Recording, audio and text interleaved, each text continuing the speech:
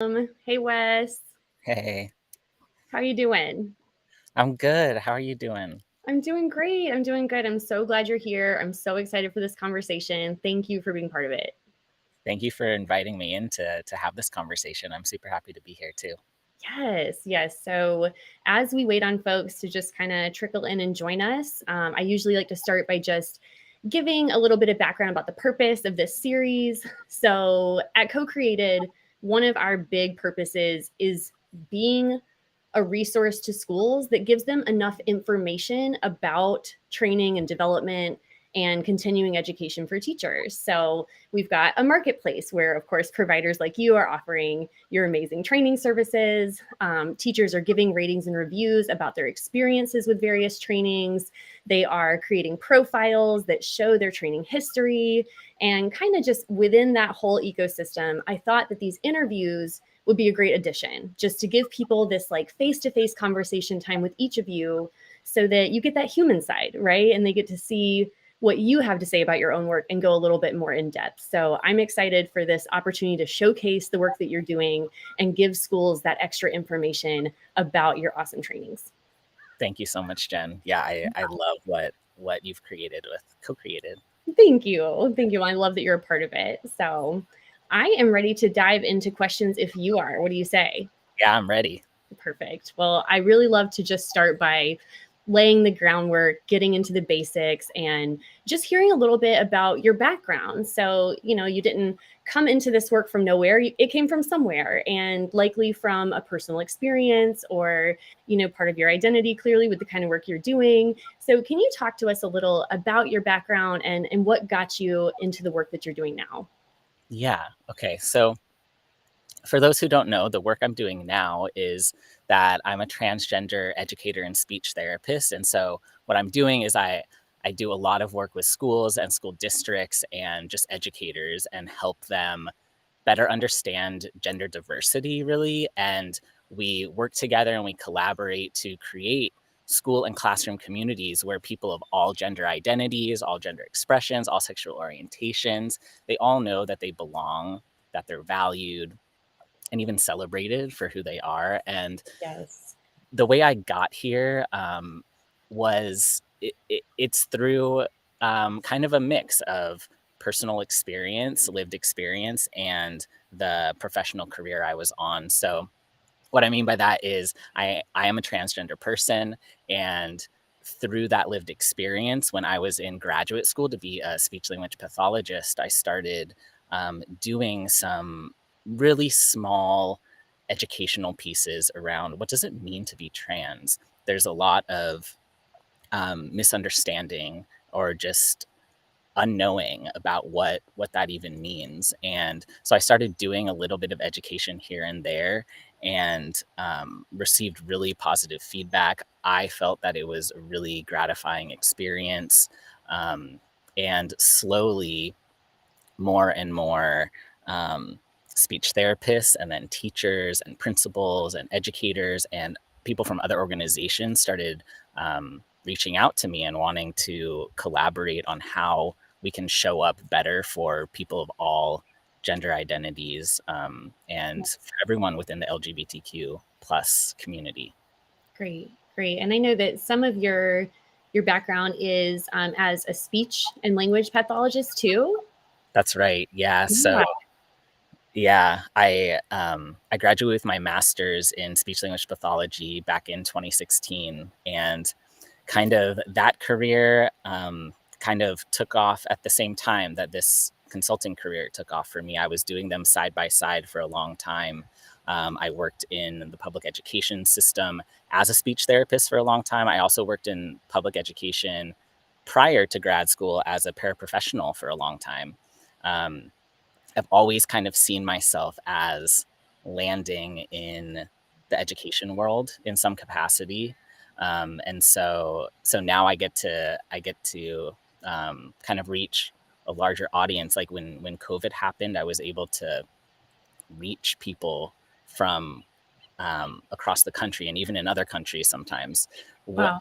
who I wasn't previously reaching. I was really local prior to that, and I guess little silver lining of everything that has happened is that I've been able to get into conversation and dialogue, and support people, educators who are then in turn supporting their youth and students, um, to help to help my experiences reach further out, which has been Sure. really like unexpected and wonderful.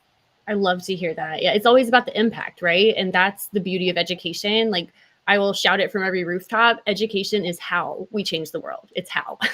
And so the way that you're able now to work with educators and have that just ripple effect in students' lives and the people they grow up to be, like, what an amazing impact. So I'm glad that you found your way into education.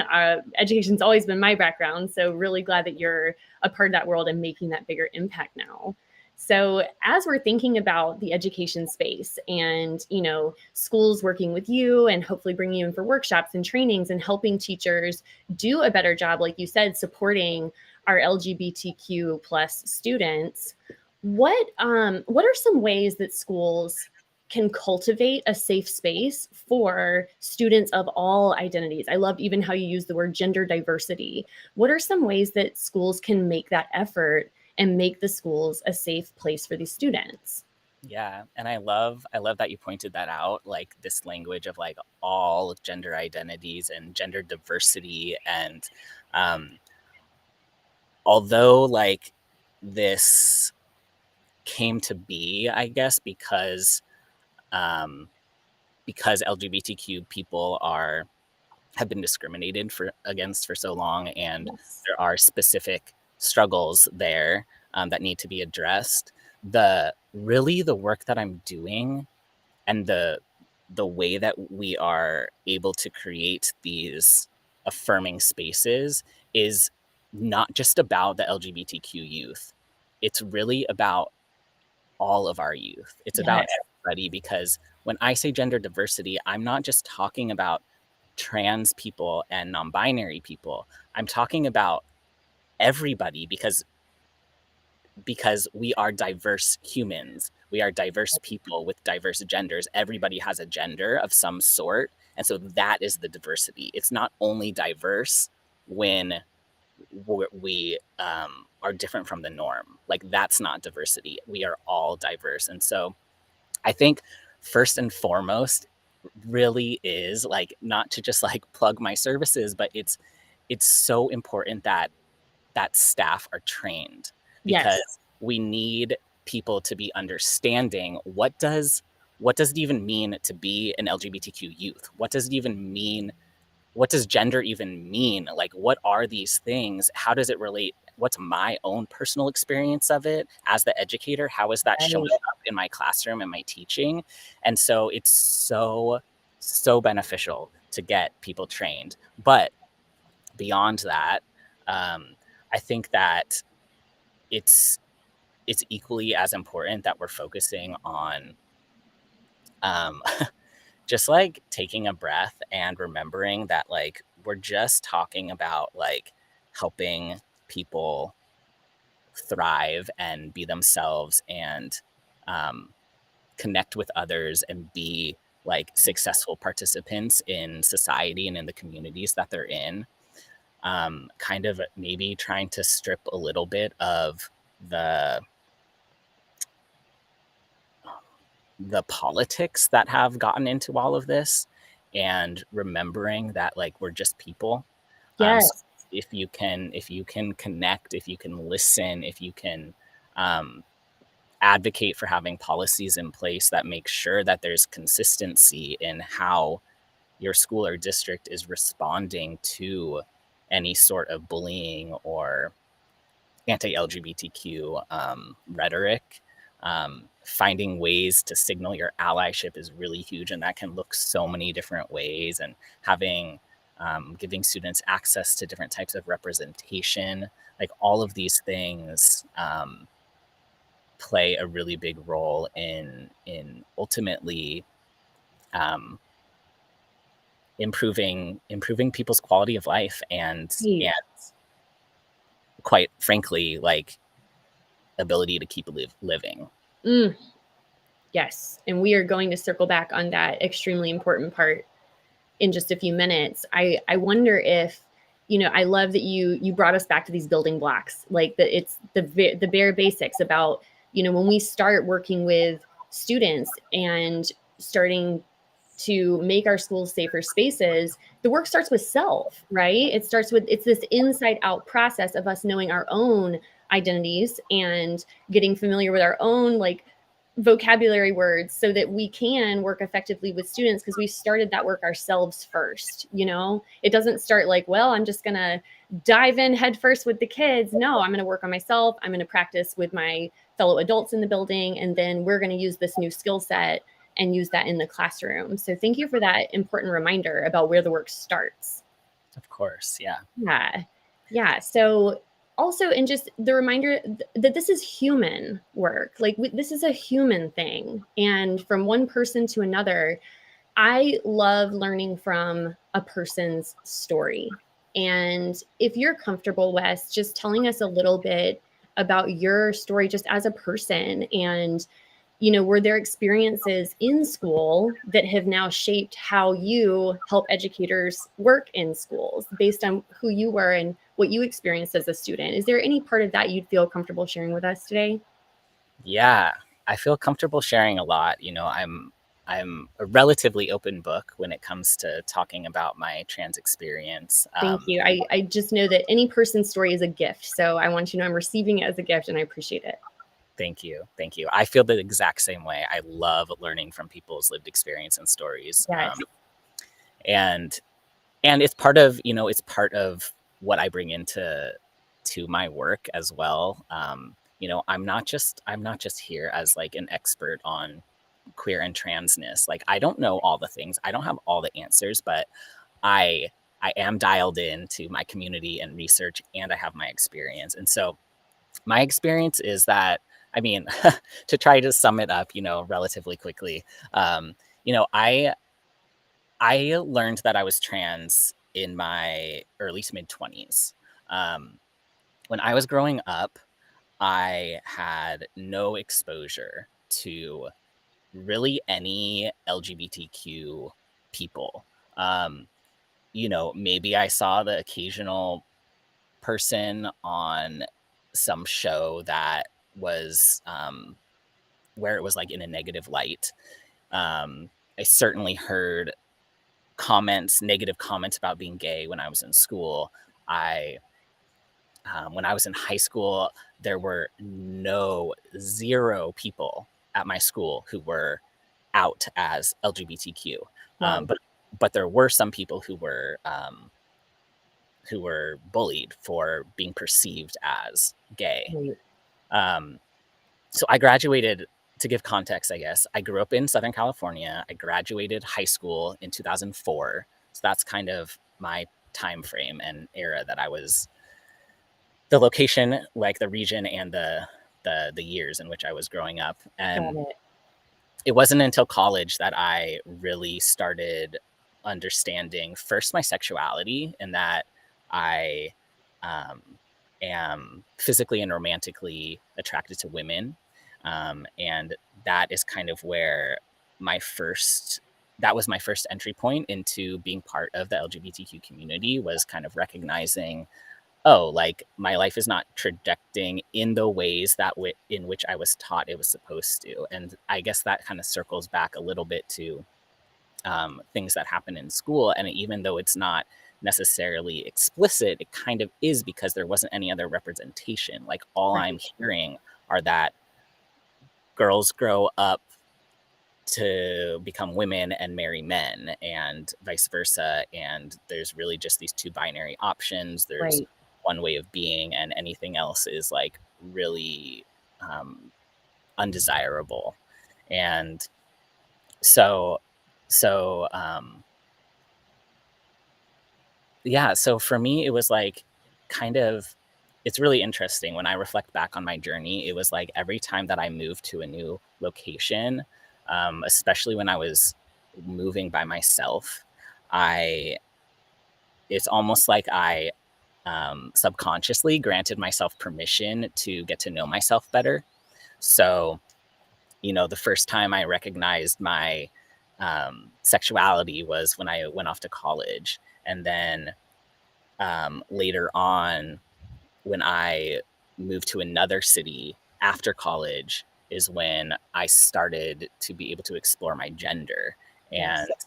I think there's something really there to this, like, kids are being kids are really picking up on the messages they're receiving, whether they're um, implicit or explicit.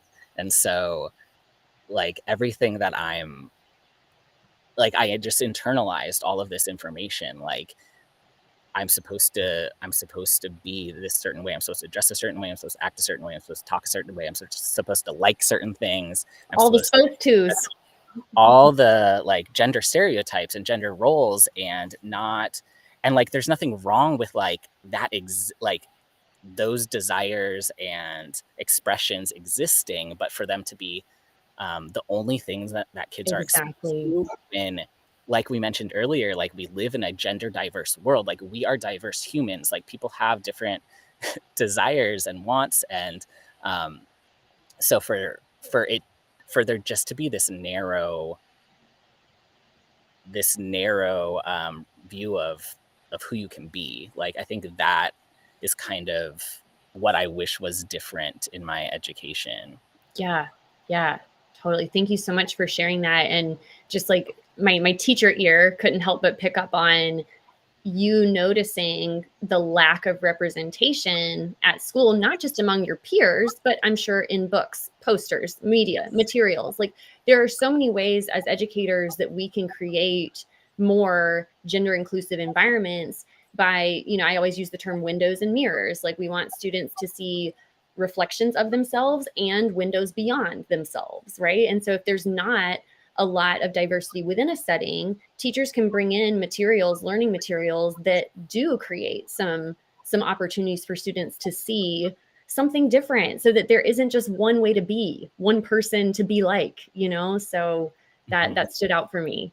Absolutely. And I love the mirrors and windows thing, because there there are some I don't know, mindsets right now that kind of are viewing talking about showing representation, essentially viewing Right. representation as, like, trying to trying to teach kids to be a certain way, when Mhm.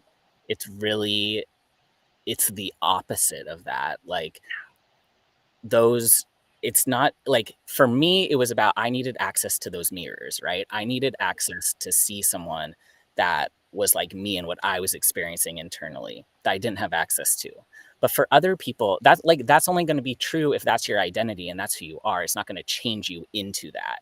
Right. But what other people need, and what I needed about other people who are different from me, are those windows. Like, we need windows into to just learning about who other people are, how other people live in the world and operate. And, like, that's how we're going to raise children and youth that are successful adults and able to effectively communicate with the people in their lives, effectively be in their jobs and in their communities as they get Yes. older, because we're going to be giving them the tools to be better equipped to be respecting and valuing people's experiences who are different from their own. That's right. That's right. And hopefully this conversation is yet another window and mirror for some folks, right? Like, that we're talking about our experiences and you're sharing with us your story. And it's just, we need more conversations like this going on, right? Not less. And so I'm just grateful you're here today. I'm thinking more too about your work within schools, and if you're pushing into school, offering a workshop with teachers, just shifting gears a little bit into that training space, and what a school leader might expect in booking a package with you. Could you talk to us about some of the workshops you offer, and what can someone expect when they are working with you in that setting, and what can a school leader expect when they are partnering with you in that way? Yeah, absolutely. So I really try to tailor all of my work with schools and districts to the specific needs that they are facing. So Yes. I don't have any sort of cookie cutter workshops. Everything that I put together is designed based on conversations that I have with school leadership or whoever it is that I'm working with to help bring this workshop together. Sometimes it's a one-off workshop. Many times it's a mini series, or even sometimes a longer term series of workshops. And what we do is we come together and have a conversation about what's going on right now. What are you noticing? Where are people currently in terms of their learning curve on the topic of queer and trans people? What has been coming up in your school, with your students, with the families? What's going on? And from there, I design a package or a workshop that really gets at the things that are going to be most impactful for them. Gotcha. Gotcha. So it's really grounded in listening. Like what I keep getting from you is listening, listening, listening. Like you're going to go in, you're going to truly be a partner, or of course, my favorite word, a co-creator, and build with them about whatever their situation is in their environment and be really responsive to those needs. So it all is grounded in listening. That's exactly right. I Yeah. think how can I preach one thing about like listening to marginalized and minoritized communities, um, and then not do that in return in terms of listening to what people are needing who maybe aren't understanding, or who are there but like really want to make sure there's consistency. Sorry, a fly just flew in my hair. Consistency. Uh, that listening piece is really, really big for me in terms of getting to our workshop, like the prep work, Yes. and also in the workshop as well. Right. Right. Yeah, So not only can they expect a lot of that up front and getting prepared for, but they can expect a lot of that in the work itself when they're in the workshop or whatever the case may be. exactly. Yeah. And my style is, it's interactive. Yes. It's there's absolutely like a piece of information sharing, what some people might think of as like lecture style, but I always am like really welcoming in dialogue and deep understanding and little activities spread throughout.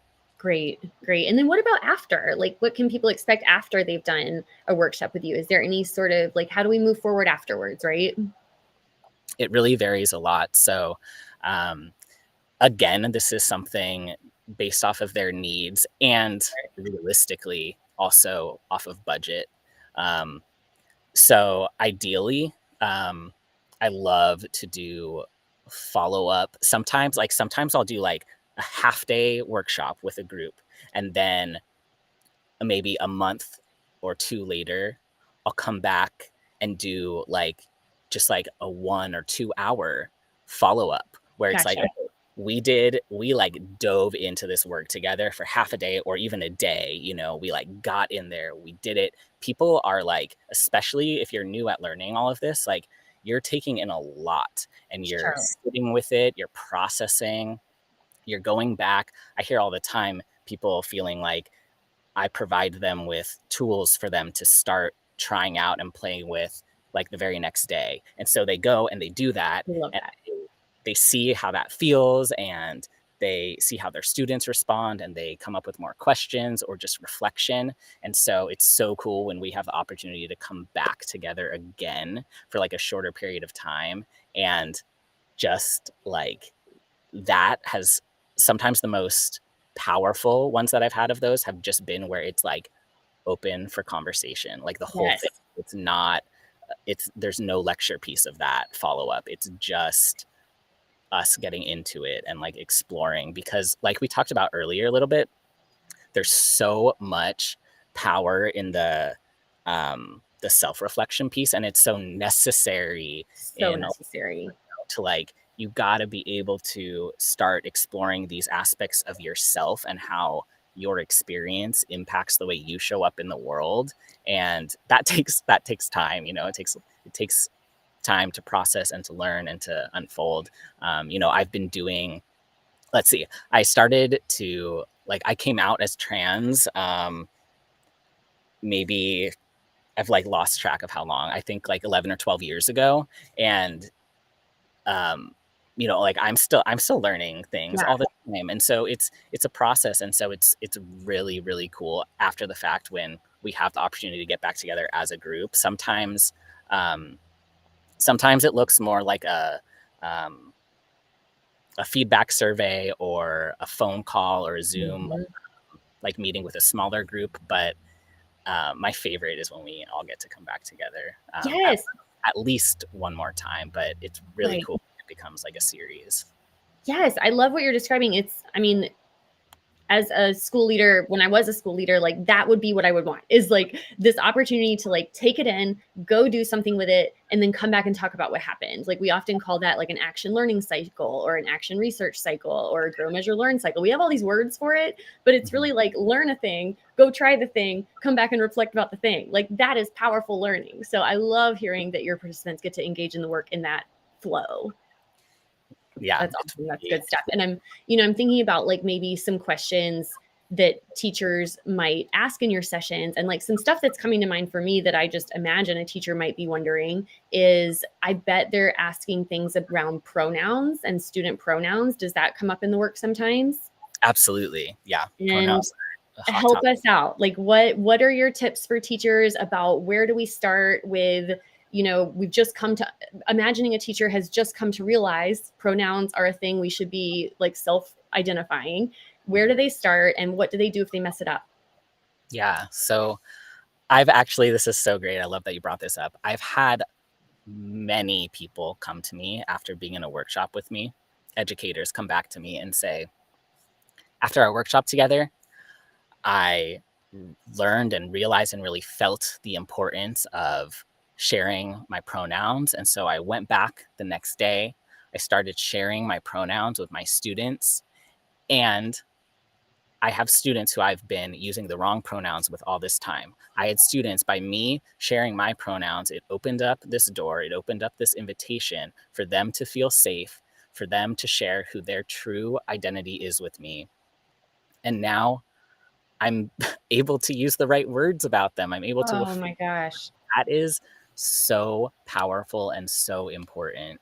And so if you can do the learning as to why it's so important to share your pronouns, you're going to see incredible results in terms of more students and more youth are going to feel like they belong, which is ultimately Yes. what it's about. And It just to opens that door. yeah, it really does. And to circle back to like the messing up piece, I think that that is like equally as important to be talking about, because it really, I know teachers, educators, like we want to get it right. We We want to get it right. we want to get it right. We don't want to cause harm. We don't want to do something wrong. We don't want to do something that feels icky. Like we want to get it right. And so it's scary to be like, I don't fully know. I don't fully get this. And so it can be easier to just not do the thing instead of Sure. putting yourself out there and like maybe messing up and getting it wrong. And what I want to say to that is like, first of all, like your students are always messing up.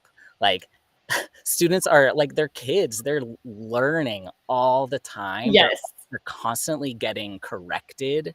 And how cool is it to be able to model what that looks like as an adult? Like we don't Yes. always get things right, you know, like it's okay. It's totally okay. And I think that what the best way to go about, like when you mess up someone's pronouns, for example, if you realize it yourself, like just self correct, like say the wrong word and then say the right word and keep going, and make an intentional effort to then keep incorporating their correct pronouns throughout whatever you're saying in that moment, so that A, you're practicing, B, whoever's around you is hearing that Modeling. model. Mm. Um, and if someone corrects you, um, it can be kind of like we want to sometimes just go into this like big apology, like because we feel bad, like we want to do right, we don't want to do wrong. Right. But I really like to guide people towards um, more of like a gratitude approach, like saying thank you and then demonstrating that you heard them by using the right words like Yes. immediately afterwards, because it kind of can put, if you're being like, oh my gosh, I'm so sorry, especially if it's to the person whose pronouns were used incorrectly, it places it on them, and it puts them in this position to like comfort you almost and like say it's okay, Yes. like, but we don't need to go there. Like, that's not really what it's about.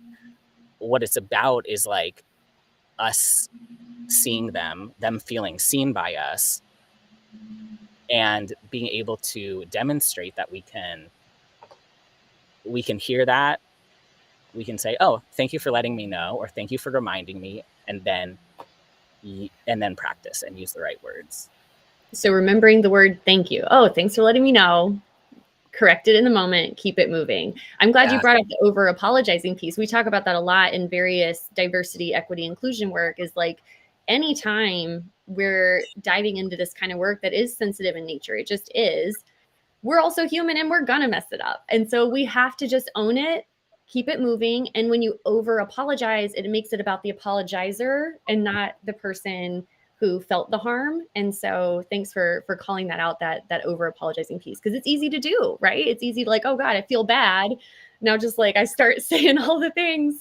Yeah, it, Um, it comes it comes from such a good and genuine place, but yes, just retrain yourself to shift that in a different way, because that's where more of the like intention versus impact, really comes into play. yes, And I also totally. wanted to mention, like, I think there tends to be all of this wanting to apologize because there's some sort of like shame that a person's experiencing if they're really wanting to, do it right, and but they're not. There's like this shame piece, and I want to give people permission to like lift that shame. Like, it doesn't need to be a shameful experience to misgender someone, um, when you pair it with just this like recommitment to like getting Mm, it right, and like showing that through your actions.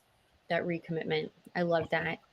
And Wes, I know that we're just a little over time, but I do have one last teachery question that I'm Yeah, thinking about. Can I run that one by you? of course, yeah. So I'm imagining again, like when teachers are working with you in your workshops and whatnot, we talked about the pronoun thing coming up. Another one I imagine might be on teachers' minds is about timing, like especially our teachers of younger learners. They might be wondering, when is the right time to talk about gender identity or sexual orientation? Is there a such thing as like too soon, too early? And how do we make it developmentally appropriate to have these conversations? Yeah, so um I think when people are wondering this and asking this question, there's a missed opportunity to recognize that we're already talking with babies, toddlers, everybody about gender and sexual orientation, because we're sharing who their mom and dad are, if they have a mom and dad. We're like making comments about like flirting with like the quote unquote like opposite gender. Like, Yes. there's so much information that is being fed to children about gender, and like, you're going to grow up and marry so and so, that is there from the beginning. And so it's not, so basically the right time is like anytime, all the time, like Yes. from as little bitty, because it's already happening, but it's happening in a really binary way, and it's happening in that, what we were talking about, that really narrow focused way. And so what what we need to be doing is just expanding that representation. And it doesn't need to be, again, it doesn't need to be like explicitly like gender identity is this, and you know sexual orientation is this. Like, that's not necessarily always appropriate language for little kids, but being able to break down gender stereotypes whenever someone when a kid makes a comment about something only girls can do, or something only boys can do, or the Right. way girls can dress or boys can have their hair, like any of these things present this opportunity, this like teaching moment, where we can let them know that oh, anyone of any gender can like wearing skirts. Anyone of any gender can like having their nails painted. It doesn't really mean anything about their gender or who they like. It just means that they like having colorful nails, you know? Like there are these opportunities to just kind of normalize the experience of like separating out that girl equals this and boy equals this. Right. Um, Right. Yeah, I appreciate that. I've learned so much from you and the content you put out on social media. Like that's another place I would direct teachers that I've learned from you is like these examples you've just given today. You've made videos before using like children's books, for example, and you know we call these teachable moments. Like these teachable moments are going to come up because kids just say what they're going to say, and then we've got an opportunity to have a conversation just born from the moment and just taking advantage of those moments and running with them and not being afraid to. Absolutely. Yeah. I just did a post recently about the age old question kids ask, like, is that a boy or a girl? So people can Mm-hmm. go check that out. I have lots of resources on this topic. Yeah. Yes, yes, you do. You really do. I would highly encourage people to follow along on your social media. And that's probably a good place for us to wrap up too, is just, you know, where else can folks learn from you and how can schools get in touch with you if they do want to book a workshop? I mean, one thing I'm taking away from today too is a school, yes, they can book you in a responsive way, like a situation has come up at school and they need to be responsive and you're a great person to partner with in like coming up with a plan and educating the staff. Also, it doesn't have to be responsive. It can totally be proactive. And so just encouraging school leaders that don't wait till it's too late. Don't wait till harm is done. You can absolutely be doing this work proactively. So all that to say, if a school wants to bring you in, talk to us about how they can stay in touch, follow along with your work. How can teachers continue learning from you? All of that good stuff. Yeah. Thank you for pointing that out. So I'm most active in terms of social. I'm most active on Instagram, and that is at hey_Wes_. And my website is hey-wes.com. That's a great way to get in touch with me. You also can directly email me, wes@hey-wes.com. All of my links are on my Instagram. Also, my contact info is on the Co-CreatED platform. So there's lots of ways to get in touch. Perfect. Perfect. Well, I will make sure that this video finds its way onto your company profile on our Co-CreatED platform so folks can watch it there. Sounds like you've got lots of ways folks can get in touch with you directly. And we will just continue elevating this work however we can. Thank you for all that you do. Thank you for the impact you're making. And thank you for being here today. Thank you so much. Appreciate you a All lot. right. Appreciate it. All right. Thanks, everybody.